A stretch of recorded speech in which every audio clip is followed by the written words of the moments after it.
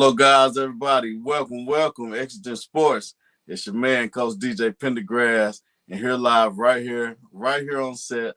Actually, he's at ETSU. He's in Johnson City, but he's on set virtually with me, Isaac Vance. How you doing, Coach? Oh, I'm doing great, Coach. I really appreciate you having me on. I'm looking forward to it. Absolutely, man. I appreciate you taking the time, man. I know you guys are busy. Camp is starting out there at ETSU, man, and you guys are getting riled up, ready to go. Yes, sir. We definitely are. Today was day one, so it was exciting. The energy was going. We had a great time out there. And it's easy to have a good day on day one, so we're looking forward to stacking days here as camp progresses. Absolutely. So, Coach, what I do here is I try to help the parents and the student athletes bridge the gap. What does it take, to get from high school to college? And not only that, be successful once you get there. You're leaving a different environment. You're leaving your family. You're pretty much on your own. And I know you've had that experience. So today, what would be a good suggestion that you would tell a student athlete today and their parents to prepare them from leaving high school to going to the next level? Most definitely. I would say the biggest thing and the best thing is surrounding yourself with like-minded individuals, because you have the freedom for the first time to go do whatever you want. Everybody that is in this athletic realm, if they go play college athletics, especially at the Division I level, then they're more likely the best at their high school. And they're more the best in their city and got nothing but praise and got nothing but great things said all the time about them, how good they were at XYZ. I think the biggest change is you go to college and everybody was their best player. Everybody was their best, person in the city at that time. So being able to surround yourself with like-minded individuals so you can focus on the things you need to focus on and be able to bounce ideas off of other people that had the same experience or different experiences as you growing up. So I think the best thing that people can do to, enjoy their 4 years in college early on as a freshman is to just surround yourself with like-minded individuals and have great people in your corner. Well, Coach, I know at one point you had your share out there playing a little high school football. So let's go back to those days and tell us where you're from and your experience as a high school student.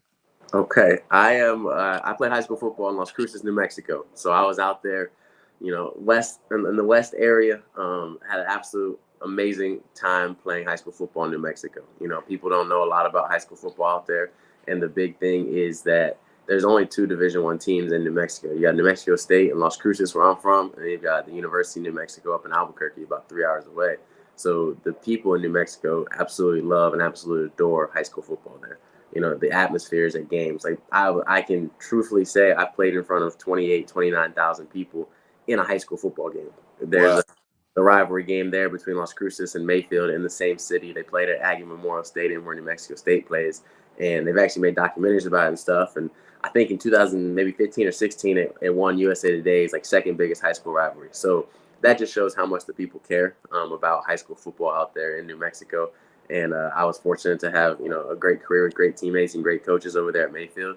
And then able to move on and a lot of people don't really leave New Mexico, or back then didn't leave New Mexico very often to play sports. So when I had the opportunity to attend in the local schools like New Mexico State, UTEP, whatever it may have been, I felt like for me, getting back to the East Coast, getting back to this area, getting back to, closer to my grandparents and all that at the time was just good for myself, but also good for the community and good for the young kids in Las Cruces to see it's possible to get out of the city.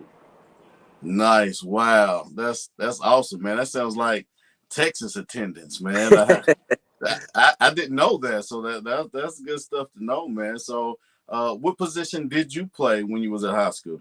I was running back. That's all I ever played, honestly, growing up. I played running back my entire career, a little bit of defensive back when we played a team that we needed to have a specific matchup for. But I was mainly a running back. I was a running back, and then out of high school, I got recruited as an athlete to most schools, and then ended up going to Kent State as a running back. Played running back there my first year, and then Coach Sean Lewis came in, and we changed the tempo, changed the offense a little bit. I lost some weight from the running back weight, lost some of that weight, and switched to slot, and it was the best decision I ever made. Absolutely loved playing receiver from there on out, and now it's what I have a passion for. Wow. So offense of God, no defense at all? I enjoy defense. My father's been a defensive coordinator at the Division I level for many years. He's a defensive guy. I enjoy defense, but I'm more of an offensive guy. I like to dictate the game. I think that's the powerful thing about offense is our lives are different as offensive and defensive coaches. Defensive coaches stay up late and stress and think of all the what ifs, when the offensive guys get to have fun and draw up the what ifs that could run one time a game, could run 4 times a game. The defensive guys get to stress about that. So I love the offensive side of the ball just because you get to dictate the game. The game really does. I know defense wins championships, but offensive football, especially nowadays, dictates the game and the pace of the game. Yeah, absolutely. I'm a big defensive guy, and I'm one of those coaches who say defense wins championships. But the end of that chant says, but offense scores points, right? So if we can't Right. put up those points, it really doesn't even matter. So that's pretty cool. That's awesome. So how long was you at Kent State? How long was your tenure? Yeah, so I was there from 2017 to the spring of 2023, actually. So I played under Coach Paul Haynes my freshman year, and then Coach Sean Lewis came in, and we were able to have probably the best run in Kent State history. Went to a couple bowl games, won the MAC East, went to the MAC Championship, got to do some things that really don't happen at Kent State a lot. In 2020, we were actually the #1 ranked offense in the country, which was a pretty cool stat because, on the national championship game, which I think during that year was Ohio State, Alabama, if I'm not mistaken, in 2020. Todd Blackledge and the ESPN crew, I think it was during the national championship game, put up the stats of, #1 offense in the country, like the top 5 offenses, and it went Kent State and then Alabama, which was exciting. So we were able to have a lot of success there. I think we ended up averaging 612 or 18 yards a game, 49.8 points that year. Just had a blast. So I was at Kent State during that time, and then Coach Lewis left to go to be Deion Sanders' offensive coordinator at Colorado last year, and I had just, I was riddled with injuries my whole career, so I got a 7th year of eligibility actually, and I stuck it out there at Kent just because I wanted to see it through. I was a former team captain. I care a lot about the university, and I was at Kent State with Coach Kenny Burns and this new staff that came in for the spring of 2023, and my dad got out of coaching for the first time in 35, 40 years. So I just thought it was right for me to, to try and get closer to home, let him and my mom watch me play. So I actually ended up transferring to Gardner Webb. Knew I wanted to go to an FCS school. Knew I wanted to kind of go somewhere in North Carolina or South Carolina closer to home so my dad could watch me every Saturday. And I ended up transferring to Gardner Webb after the spring of 2023. And my very first day there, again, tore my knee, tore my ACL, very first day, 7th year done, career done, and ended up GA in there, which was the best decision I ever could have made. Coach Lamb, who I now work for, he's my boss here. He allowed me to GA there, and then I GA'd there for a little bit, and now here I am. So it's all worked out how it's supposed to, according to the good Lord's plan, for sure. Yeah, amen to that. And I talk to my, guests that come on the show, my players, my students of the game, and I always let them know at some point, something's going to end for you in the game of football, whether it's any sport, right? It's going to end at some point. But if you love sports, it doesn't mean you have to get out of it. So it seems like that you took the horns and decided to be a coach and still stay in athletics. How many jobs are there in athletics at ETSU? Oh, there's so many. There's so many jobs. There's so many opportunities. I mean, we have 24 varsity sports at ETSU. If I'm not mistaken, I believe we have 24, sports at ETSU. So there alone, there's a head coach, 24 head coaches, and then there's assistant coaches. Yeah. From there, there's plenty of graduate assistant opportunities, quality control. There's video coordinators, and then that's just in the sport directly. There's the athletic director. There's the faculty athletic rep. That is a teacher on campus that works with the athletic department. There's academic advisors. There's mental health counselors, all the athletic trainers. Like, there are endless jobs in sports. If you want to be in sports, there's plenty of opportunities out there for you. And I think that's a great thing nowadays. For so long, people, I want to coach, I want to coach, I want to coach. They end up not wanting to coach. And they're like, do I need to go do something else? What is there? And there's just so many opportunities in sports that allow people to stay in the game, stay around student athletes, and stay around the sport that they love, or just, people, like-minded people that want to compete and want to get better each and every day. So tell me, what is your job title at ETSU right now, currently? I'm a director of player personnel and an offensive assistant. So I oversee all recruiting, transfer portal, high school relations, high school coaches relations, transfer portal with high school recruiting as well. And then I was fortunate enough to be our camp director this year. And then when it comes time for football, like it is right now, I'm able to work with our offensive skill. I work with the inside receivers. I work with the receivers in general.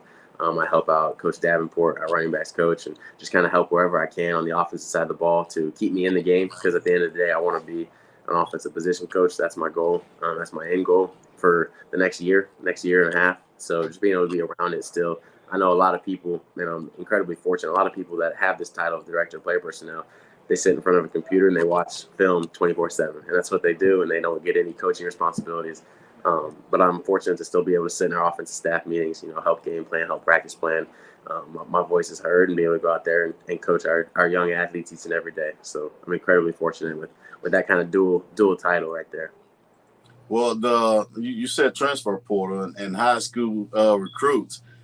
It's a big difference in the game today with that transfer portal, right?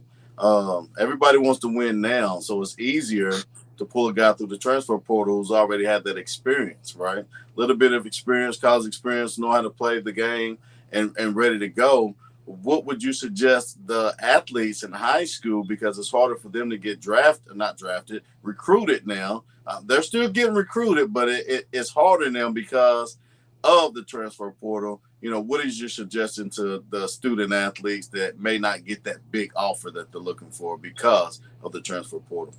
Right. The best advice that I was ever given, this was even before the transfer portal, was that my biggest offer was not my best offer. So I think for student athletes in high school to still just continue to stack days, to put great things on tape, because we'll find you. Schools will find you. I know the transfer portal takes over a lot of the recruiting domain now in that space, but high school players are still wanted in a lot of programs, including ours. I know we prioritize high school recruits, and really with the new house settlement, I think that's going to expand even more, because FBS teams now go from 85 scholarships to 105 scholarships, which at the end of the day creates more scholarship opportunities. So you can look at it kind of two ways of, okay, that's just going to bump the FCS guys up and the Division II guys to FCS, but also it's going to create more high school opportunities. And now the programs that do recruit high school heavily are going to have more opportunities to grab student athletes and develop them throughout their time and put them on scholarships. So I would just say to continue to, put your nose down and work and put good things on tape and treat people the right way, and it'll all work out how it's supposed to at the end of the day. NIL is huge. And you see it at every college. Every, person that's in charge of, bringing in the finances for the colleges, they're looking to get NILs. Now you're looking at players that are moving just because of the money. What is NIL, and how is it impacting college football today? Yes, sir. Name, image, and likeness. It allows the student athletes to benefit and profit from their own name, which wasn't able to happen for the longest of time until July 1st of 2021, and it has changed the game. There's the big thing I think that we need to give guidance to student athletes on is there's a lot of bad actors out there.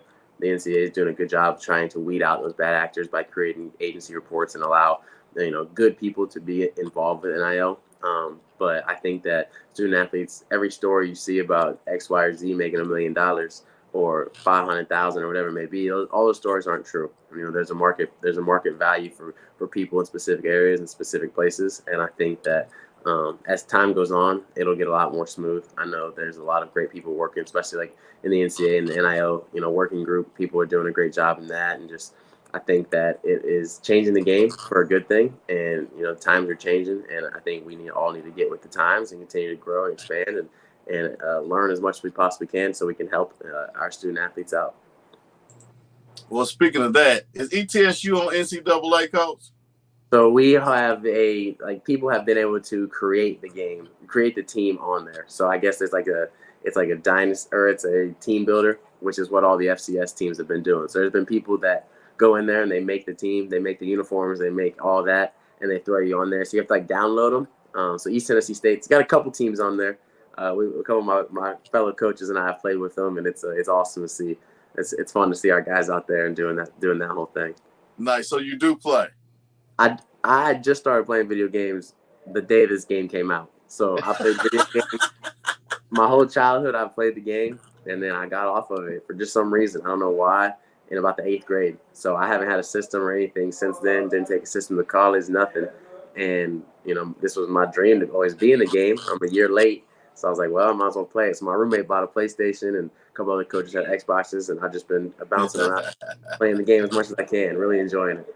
Nice. That's what's up, Coach. I tell you what, my boy has the game, and just I played video games growing up, but I haven't played video games in years. And I was like, I'll bust you on there, man. You ain't got a chance. Man. So I go pick the old Tennessee Vols, and he had the Ohio State, I believe, and it wasn't fair. I tell you that. It wasn't fair. But the coolest thing I like about NCAA is seeing those players. It's a lot of players from this area that their names is on the back of their jersey. They're actually on the game, and I've had a chance to either coach them or coach against them, and to see them out there is pretty fabulous, man. I really enjoy that. So that's pretty cool, man. Yes, That's sir. pretty cool. It really So, is. It's awesome. so you got a great coaching staff over there. I've been able to interview Coach Cam. Last year I interviewed Jay Graham. Okay. Jay Graham actually coached one of my boys. Okay. Yes, sir. Yeah, The yeah, legend itself. The legend yeah, itself. absolutely. So He is got absolute legend. I love Jay Graham. He's a character. I know he makes y'all laugh when he's out there. Oh yeah, all the time. He is always making us laugh. Even just now, we was in our staff meeting. He had this giant salad bowl. It was huge. It was huge. And he was probably eating it for 40 straight minutes. It was huge. He's like, man, I'm gonna be hungry again in 25 minutes. That's funny you said that. And I want you to tell him. I used to call him, when he was coaching my boy, and it seemed like every time I called him, he was in a drive-through somewhere. So I was like, Coach, like every time I see you, man, you're in the drive-through. He's like, what you trying to say, DJ? I'll let him know. I will. I'll let him know you said that. Great man, great character, great integrity, and been a man in the game for many years. So you sure. So excited what ETSU is doing, Coach. I appreciate you taking the time. Before I get off here, I know you said that you want, your ultimate dream is, to run the offense. What is your dream job? My dream job. I don't really have a dream job specifically. For me, I'm in this director of player personnel role. I see my next step is getting my own position room, being able to have my own group in the position room, and then continue to just try and honor the Lord and see what my work does and work my way up from there. So I really don't have a dream job. I know it's in football. I want to be the best possible coach, the best possible leader of young men that I can be. But I don't have a dream job. I don't really have a dream school. I'm happy where my feet are right now. I love ETSU and everything that the city of Johnson City brings about, and we're looking forward to winning games here and allowing times to our players to have the time of their lives. That's the ultimate goal, is to win games and allow our student athletes to graduate and have an absolute blast doing so. So I can't unfortunately give you an answer of a dream job, but I'm just excited and enjoy where my feet are right now. Well, I'll tell you what you have done. You've told me a lot about you, and the best thing that I've taken out of this interview is that you let the Lord lead you, man. That is, you have no idea. Ask about me, man. That's how I am. That's what I love, and I love that you're saying it, and you're saying it right here live with me, so everybody can know that. That's amazing to me. So, and I found out a lot about you, but one thing I haven't found out about you yet, and I asked probably everybody that I get a chance to interview, if there was something one may not know, maybe a family member, what is something someone may not know about you? Okay, that's good. Do you like to clean? You read books? What's something someone may not know about you? That's good. That's good. I'm actually going to get a little deeper here in this question because I like it. Something a lot of people don't know about me, unless they truly know me and know my family, is I'm adopted.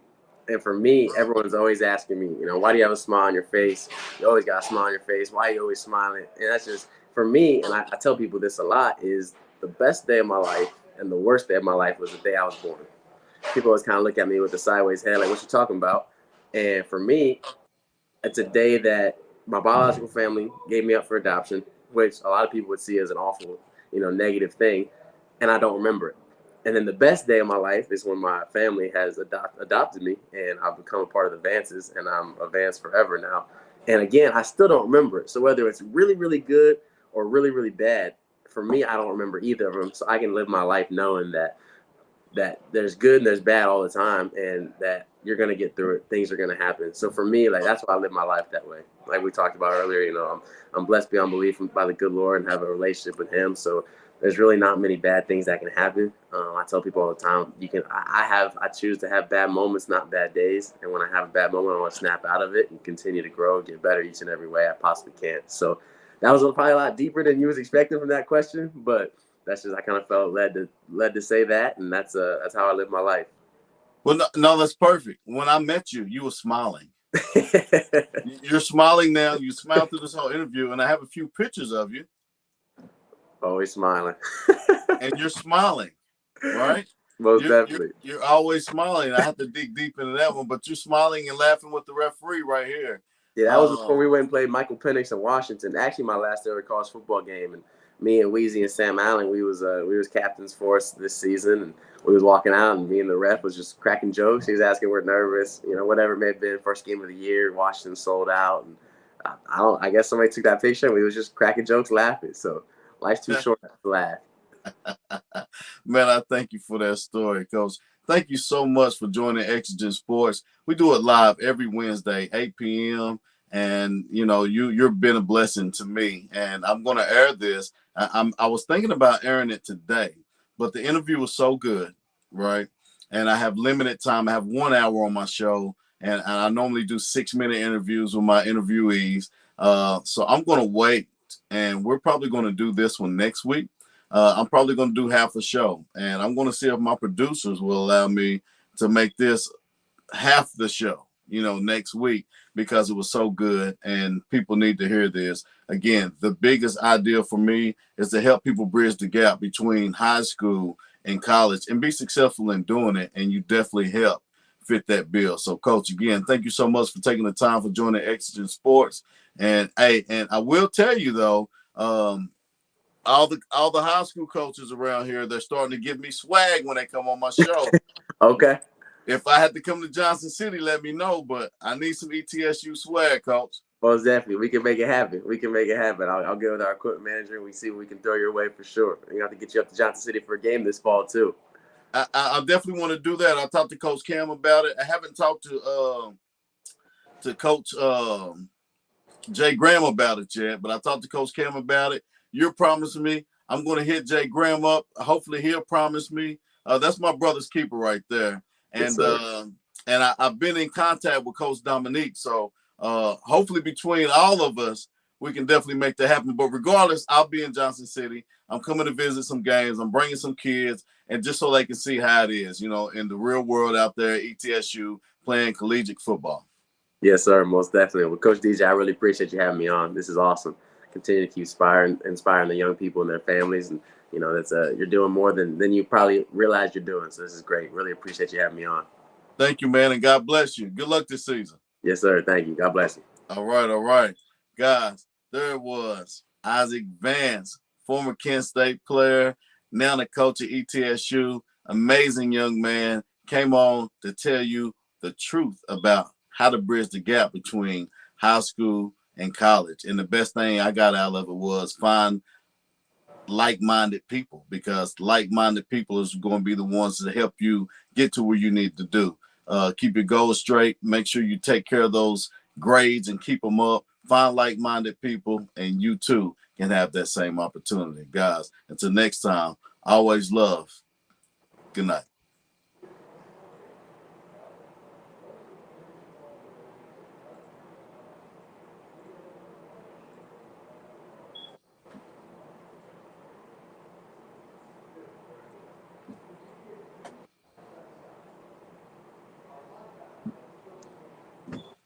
Coach, you still there? Yes, sir.